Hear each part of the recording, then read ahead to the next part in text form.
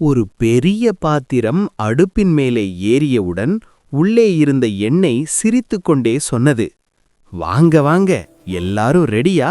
இன்னைக்கு நாம எல்லாம் சேர்ந்து ராஜா உணவு செய்யப் போறோம். உடனே வெங்காயம் குதித்து வந்தது. முதலில் நான் தான் வரணும், நான் தங்க நிறமா மாறினாதான் எல்லாருக்கும் சுவை வரும். எண்ணெய் சூடானதும் வெங்காயம் ச்ன்னு சத்தம் போட்டுக்கொண்டே துள்ளி தங்க நிறமாக மாறியது. அதை பார்த்து இஞ்சி பூண்டு பேஸ்ட் பெருமையாகச் சொன்னது, சுவைக்கு அடிப்படை நாங்கதான். வெங்காயத்துடன் சேர்ந்து அது வாசனை பரப்ப பாத்திரமே குஷியானது. அடுத்ததாக தக்காளி வந்தது. நான் இல்லாமற் பிரியாணியா?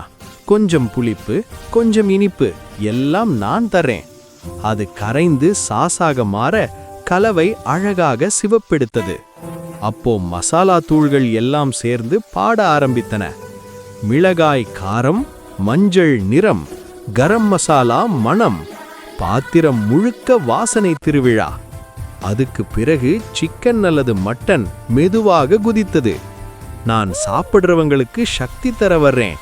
மசாலாவோடு சேர்ந்து அது நல்லா வெந்து சாறு வெளியிட்டது. அந்த நேரத்தில் தயிர் மென்மையா சொன்னது, காரம் அதிகமாயிருந்தா நான் சமநிலை கொண்டு வருவேன். அது சேர கலவை இன்னும் மென்மையாயிற்று. இப்போ எல்லாரும் காத்திருந்த அரிசி வந்தது. நான் தான் ஹீரோ, எல்லா சுவையும் என்னோட சேர போறது.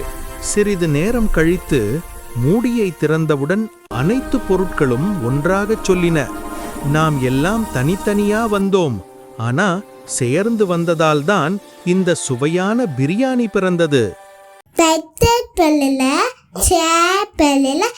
லைக் பண்ணல